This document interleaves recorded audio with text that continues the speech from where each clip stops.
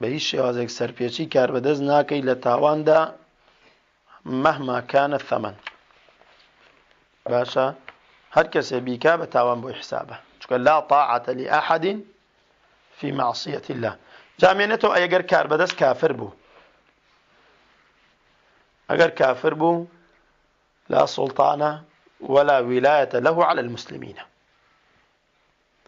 بەڵام ئیتر دوو جۆر کافرمان هەیە، کافری ئەسڵیمان هەیە وانە هەر ئەسڵ خۆی کافرە، دەسەڵاتی گرە دەست، وڵاتێکی کافر هجومی کردە سەر ئەم وڵاتی خۆمان و داگیری کرد و ڕئیسی وڵاتت کەسێکی بێدینە، کافرێکی ئەسڵیە. لەو کاتەدا سەمع و تاعی ناکەی، گوێڕایەڵیکردنی ناکەی بە هیچ شێوازێک. و کافرێکی تریشمان هەیە موسڵمان بووە، بەڵام دوایی زانایان بە شروط و مەوانعی خۆی حکمێندا لەسەری کە بەڵێ ئەم کەسە کافر بووە، لە دین دەرچووە.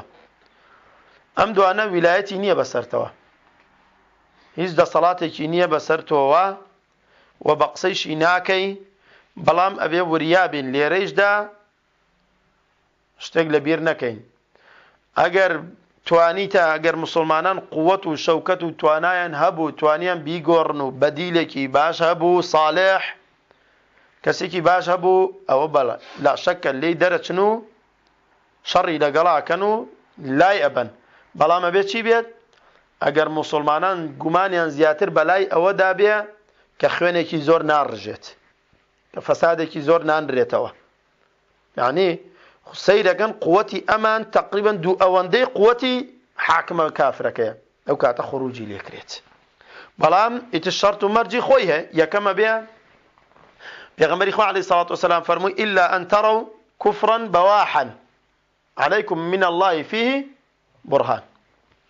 وتی إلا أن تروا چ کاتێک خروج لە حاکمە کرێ مەرجەکانی، إلا أن تروا بە چاوی خۆت ببینی کوفری کردە.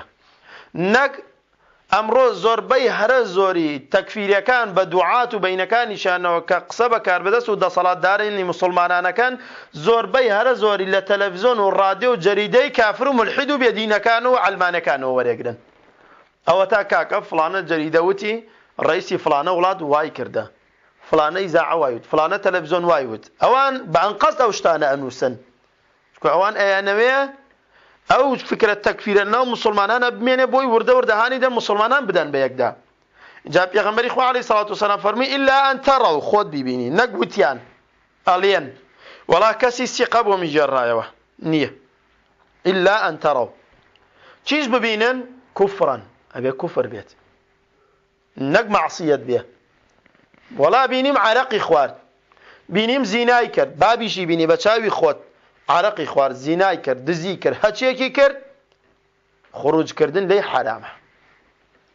ئەو کوفرش چۆن بێ؟ بەواحەن واتە ظاهیرەن، یعنی کوفرێ بێ هیچ مەجالی تەئویل هەڵ نەگرێت کە خلافی تێدا نییە لە بین زانایاندا. ئەم شتە کوفرە، هەر کەس بیکا پێی لە دین دەرەچێت.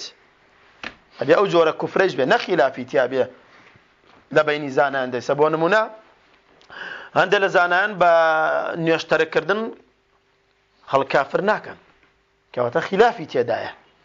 وانە هەندێک لە زانایان بەڵێ بە نوێژ نەکردن خەڵک کافرەکەن، بەڵام هەندێکیان کافری ناکەن.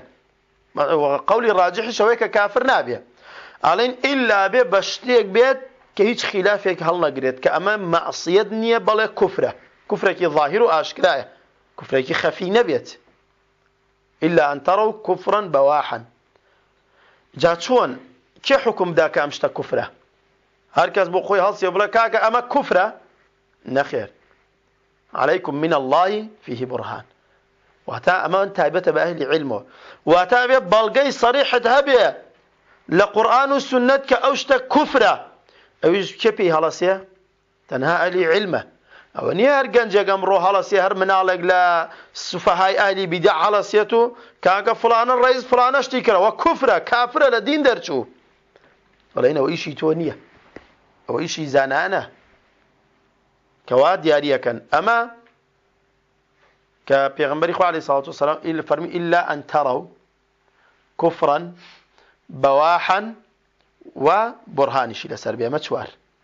وانە پێنجەم وأعدوا لهم من قوتي أبي قوة دا صلاة تهبيت يعني قماني زياترت أو بيكتو أجر خروجي ليبكي بكمترين زرر أو حاكمة لنا وبيت أبي أو هابت نقوك ويلا ولاة عربية كان أكريت بونمونا لويلا سوريا خۆبینیتان ئێستا سووریا چی بەسەرا تاو بۆ وڵاتە کاول بوو وێران بوو بۆ لەبەرەوەی ئەو قووەتیان نەبوو با ڕئیسی وڵاتی ڕئیسی سووریا تەکفیریش کرابێت لەلایەن زانایانەوە بەڵام ئەو قووەتیان نەبوو کە خروجی لێ بکەن و دەسەڵاتیان نەبوو بۆیە تاکو ئێستای شەبینیەوە چەند سەد هەزار کەسیان لێ کوژرا 300 هەزار کەس زیاتر کوژراوە بێ لەوەی چەندەها کەس بریندارە هەمووی ئاوارە بوو ماڵ ڕووخا دەربەدەر بوو وڵات کاول بوو ئەوە فەسادی زیاترە لەو کاتە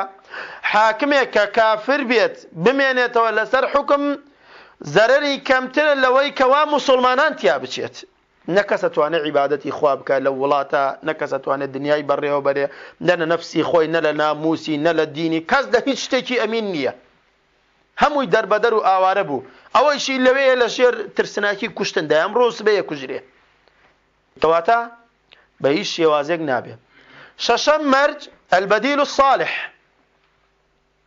ببەدیلێکی صالحە بێت پێش ئەوەی تۆ خروجکەی ئەبێ هەمووی یەکدەنگ بێت لەسەر ئەوەی کە فڵانی کوڕی فڵان کەسێکی عادل و صالحە و شایستەی ئەوەیە ببێ بە ڕئیسی وڵات اینجا خروجەکەی ئەگەر قووەتیشت هەبوو هەمووتان یەکدەنگ نەبوون لەسەر ئەوەی کە ئەو ڕئیسە ڕووخا ئەم بچێتە شوێنی بۆت نییە خروج بکەیت چونکە دوای هەم شەڕ و ئاژاوە دروستە بێ ئێستا ئەوەی لە سووریا کرێ وەلەو با قووەتیشیان هەبێت دامان نەهەیشیان بێوە نیە بەڵام یەکدەنگن لەسەر ئەوەی کە دوایی کێ بێتە سەر حکم یا ئەوەی لە هەموو وڵاتەکان ئاکرێ کە خروجەکان پێش ئەوە یەکیان گرتووە لەسەرەوەی کە بەدیلێکی صالح دانن لەجێ ئەو ڕئیسە شتی وایان نییە بەم شەش مەرجە نەبێت خروج حرامە یەک مەرجیتیان نەبێت بە مەنهەجی